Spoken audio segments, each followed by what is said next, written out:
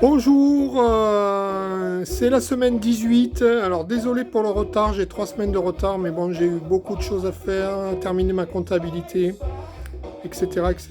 Bon, voilà. Donc, alors petite semaine aujourd'hui. Je me rattraperai la semaine prochaine. Alors, donc on va commencer par. Alors désolé pour les reflets, mais c'est pas facile. Donc Mars Volta. Alors Mars Volta, c'est un duo psyché rock, un peu zarbi, jazz aussi, de Los Angeles. C'est leur album de 2012. Là je m'approche.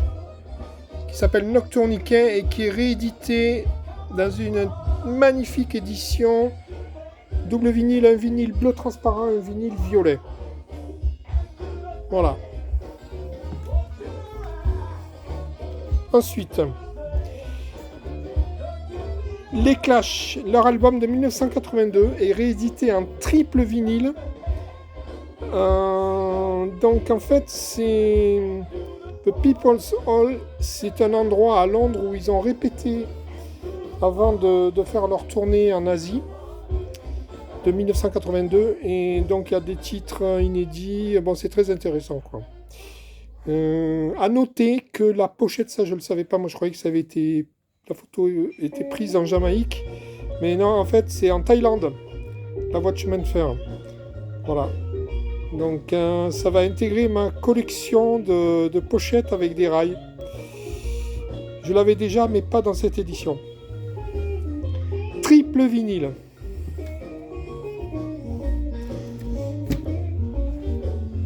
Ozzy Osbourne, le pape du métal. Donc ça, c'est son album de 2007. Alors pour la première fois officiellement en vinyle, il y avait eu des éditions plus ou moins des contrefaçons. Et là, c'est une édition double vinyle. Parce qu'en fait, c'était une édition simple. Une édition double vinyle en 2022, donc pour la première fois. Merci Ozzy pour tout ce que tu as apporté à la musique métal. Pour ceux qui ne connaissent pas, Ozzy Osbourne, c'était un des membres fondateurs de Black Sabbath. Cypress Hill, les rappeurs californiens, donc ça c'est leur album de 1995, repressé en 2017, et c'est un retour en stock parce qu'évidemment, chez Sony Music comme chez les autres d'ailleurs, il y a énormément de ruptures de stock. Il faut attendre des mois avant d'avoir à nouveau les vinyles disponibles, et encore c'est livré au compte-gouttes. C'est-à-dire que là, par exemple, je prends cet exemple, ce vinyle de Cypress Hill, il le represse et il n'y en a déjà plus. Il faudra attendre à nouveau 6 mois qu'ils en refassent. Voilà. Avis aux amateurs.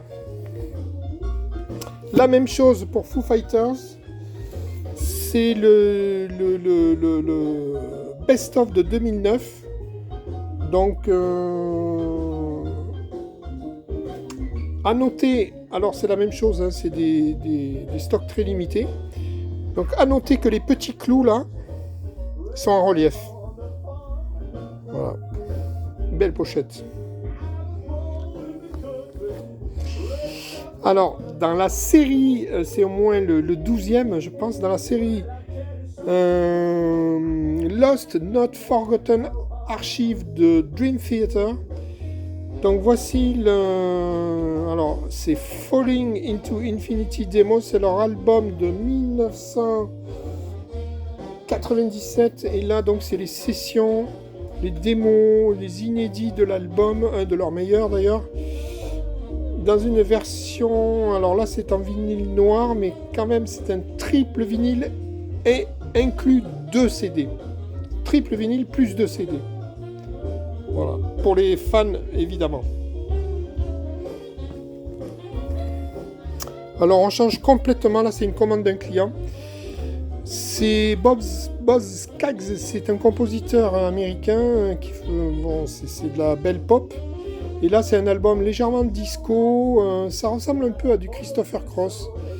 L'album de 1976 et à écouter, bon là c'était pour la commande d'un client. Et voilà, il est arrivé. Donc The Breeders, groupe de rock alternatif formé par Kim Deal, des Pixies. C'est une fille. Et ça, c'est l'album de 1993, et un repressage de 2018. Donc on passe du coq à l'âne.